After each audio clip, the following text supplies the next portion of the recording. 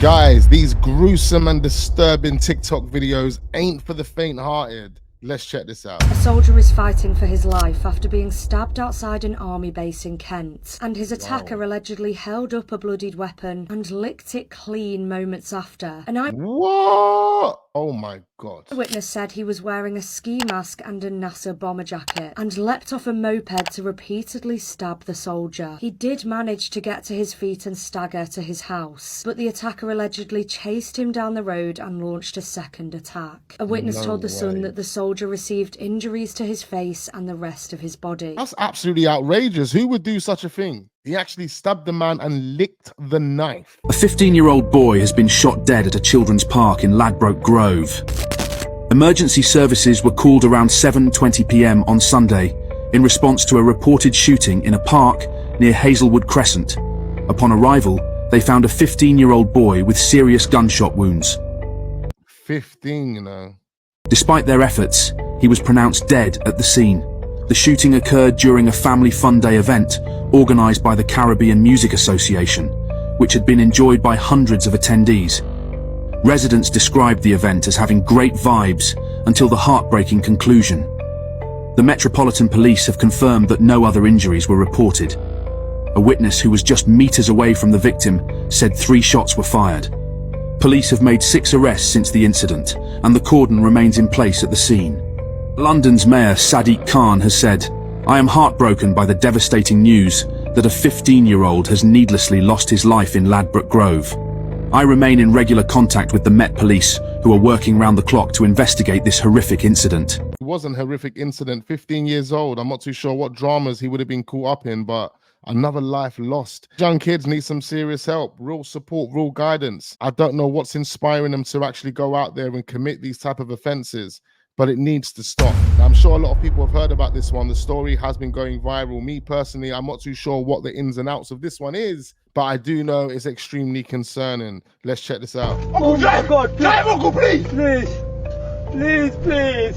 My car is everything broke, my friend. Hey, take money, Uncle. I'll give you money. Leading up to this point, this guy was being attacked by 3 other guys. He's jumped back in the car and he's asking the driver to drive, but the driver just isn't driving. This horrifying moment shows a man begging and paying a taxi driver to drive on after being knifed through the doors in what appears to be an ambush. Shows a trio being dropped off at a location. Seconds after they leave the cab, a Mercedes pulls up behind and at least 3 men jump out. A scuffle breaks out as the taxi driver begins to slowly reverse away. After about 10 seconds, one of the men who was previously in the cab, wearing a light blue t-shirt and a beanie, suddenly pulls open the rear left door and jumps back inside. The attackers then surrounded the rear of the taxi, smashing the windows and trying to get inside, before eventually stabbing the victim. The victim, also armed with a knife, It was gruesome. It is absolutely disgusting. Guys wouldn't want to see. panicked as he tried to close the doors, urging the driver to drive on. Eventually, the driver drove away with the attackers pursuing the taxi. The victim called the police, but took himself to the hospital where he was treated for non-life-threatening injuries. The incident occurred on Spencer Road just after 5 a.m. on June 23rd. The Metropolitan Police have been contacted for further details regarding the matter. So the victim, the guy that was attacked in the back of the taxi, has since been online boasting about how he hasn't lost his jewelry and so on and so forth. You know, this is absolutely pathetic. I advise all young people to avoid all the negative street life and focus on being a positive force for the world that we live in and making it a better place. Taxis for 20 years, and let me tell you one thing, most of you man them that are talking about I would have done this and I would have done that and survival in 6 don't know what you're talking about. Did you know that there's man out there that for the sake of not wanting to pay a fiver, they'll put a weapon to your neck? Did you know that just because of the way you look, there's man that'll get out of your cab, try to take the keys from the front and surround you so that you can't escape, just so that they can give you a beating? Did you know that when you're in these kind of situations and you're well within your rights to defend yourself, and you do, guess who ends up getting suspended? Guess who's not allowed to work for a few weeks pending the investigation? Guess whose bills are going to pile up? Guess whose rent isn't going to be paid? You as a driver that defended yourself because some muppets thought, guy, he's gone out to work just so that he can put food on the table for his family, and he's got caught up in a madness thinking, how the hell do I handle this? You guys don't even know what's in front of the guy's car or what's behind the guy's car. All you're seeing is my man frozen. Every single time you get man acting sketchy in your car, there's always one thought that's going on in your mind. How's this ride going to end? Is it going to end with these guys just paying and I get going? or is it going to end up in some sort of a kickoff? Most of the time, it ends up being sweet. But the fact is, all the way till the end of the journey, which could be an hour, 2 hours, you're paranoid. You're thinking out different scenarios in your mind because sometimes it doesn't end well. Given he could have reacted better, I would have reacted better, as I have done on many occasions. But this might be the first time it happened to him. But you guys shouldn't be pointing your fingers because you've never been in that kind of situation before. This woman paid £150 to have her mother-in-law's car petrol bombed for saying she wasn't good enough for her son. Alicia Anwar, 29, paid a friend £150 to carry out the revenge Only £150. My man was willing to sacrifice his freedom for £150. attack in Wrexham in June 2022 after falling out with Christine Place, 54, in the lead up to her wedding. Mrs. Place walked out of her home to find the vehicle ablaze, with neighbors describing how it had exploded and engulfed 2 other cars. Anwar of Wrexham pleaded guilty to conspiracy to commit arson and was jailed for 16 months. She was also given a 2-year restraining order barring any contact with her mother-in-law. Her friend Luke Williams, also of Wrexham, who carried out the attack, pleaded guilty to the same offence and will be sentenced next week. CCTV footage showed him filling up a petrol can the day before the attack. The judge told her, "The inherent dangerousness makes any arson a very serious offence. The facts of this case are close to being staggering. This was all about revenge and spite in a domestic context." I can't be hearing and reading this correct. Correct me if I'm wrong here. So this is the image, I'm sure you've already seen it, of the firearms officer in Manchester Airport stamping on someone's head, and he kicked him in the head. So he kicked him in the head once and stamped on his head once. Absolutely disgusting. He then went over to this chap here, sat down, told him to get on the floor 4 or 5 times. He was doing it very slowly, so he kicked him in the stomach. Disgusting. Since this has been released, there's been absolute outrage at this officer, at their behaviour, how they handled it. There's been protests outside the police station where this officer comes from. For sure, and rightly so. Literally hundreds of people calling for him to be sacked. Now, he's been taken off frontline duty, but he hasn't been suspended yet. And I don't think he should be facing any fucking action, if I'm completely honest. So, leading up to this incident, which I don't really seem to be talking about very much, again, that these officers, firearm officers, were responding to reports of an assault in Terminal 2 Manchester Airport at around 8:30 in the evening. When these officers attended the scene, the female officer was assaulted and had her nose broken. The 2 other male officers were knocked to the ground, and there was a serious concern that the person carrying out these assaults was then going to go for one of the firearms.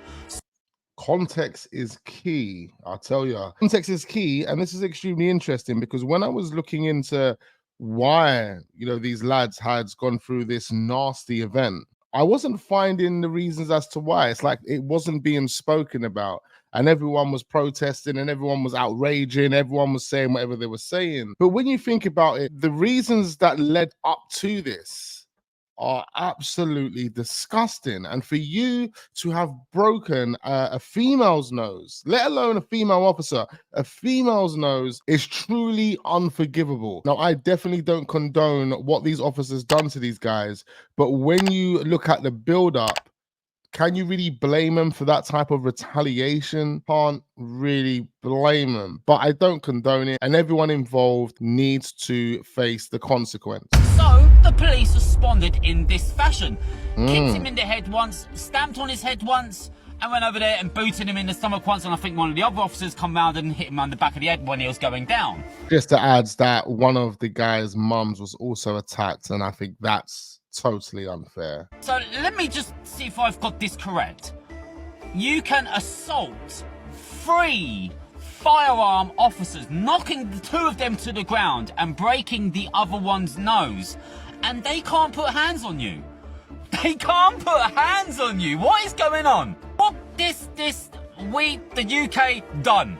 We are fucking done. Look, I totally understand these points, and I don't agree with them having to put hands on these guys. They could have managed the situation better. Bearing in mind, they've got big guns on their hip. All they've got to do is just tell man to get on the floor, and man should easily get on the floor. Kicking and the stamping of the head, there was no need for it. You can restrain a guy. In fact, the guy was already being restrained on the floor, so he wasn't a threat to anyone. Either way, all parties are in the wrong. The situation wasn't managed or handled well, and everyone has to just pay the consequence. You know that there's been a murder. Because I killed him, that's why. Because you committed the murder. I What? did do it for self-defense, yes. Okay, so this woman confesses to murdering a friend.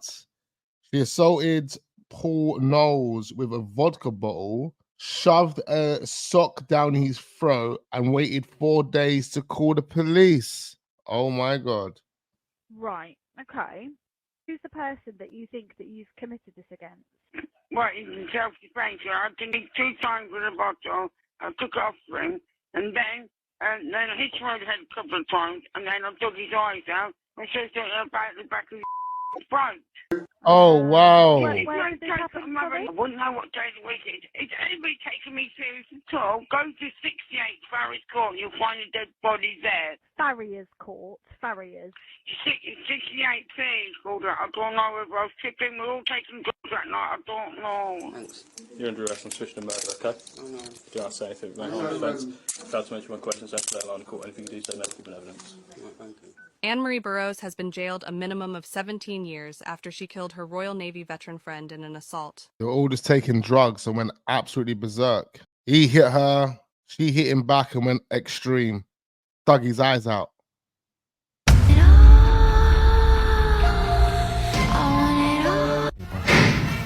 Why did you kill those people?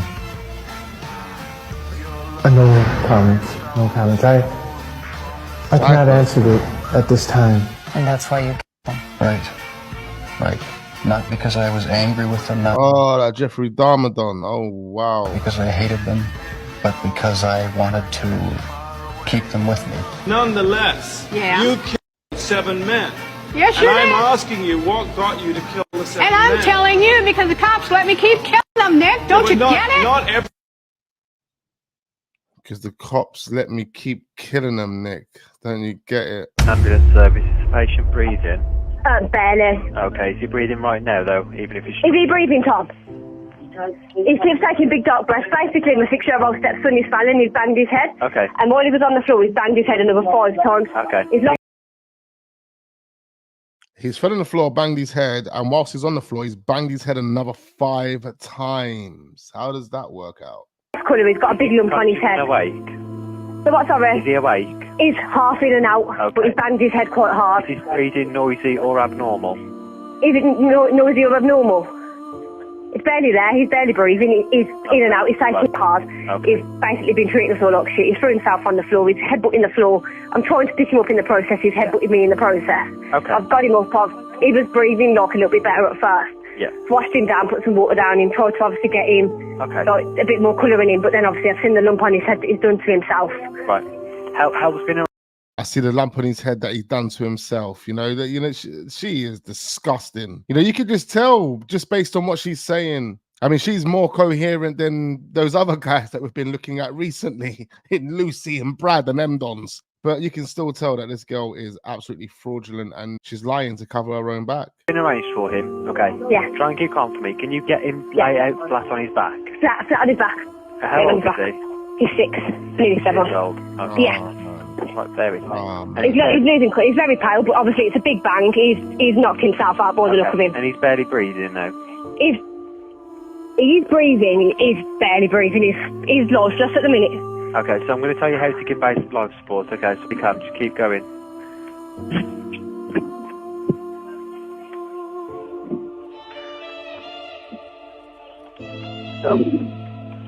He's still not responding? No.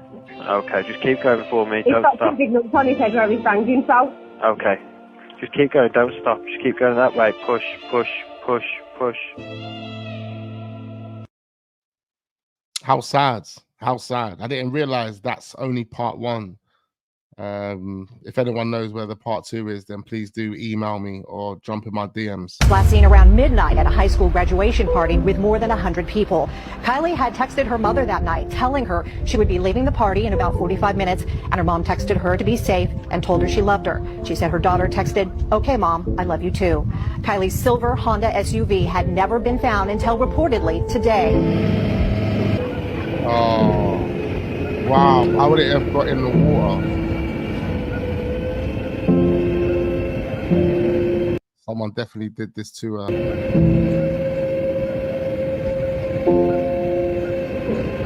Unless he had other mental health issues. So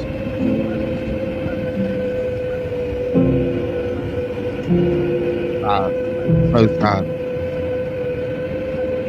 We believe out of the 200 to 300 juveniles and young adults who were at that party, somebody must know something. So they don't even know what's actually happened to her.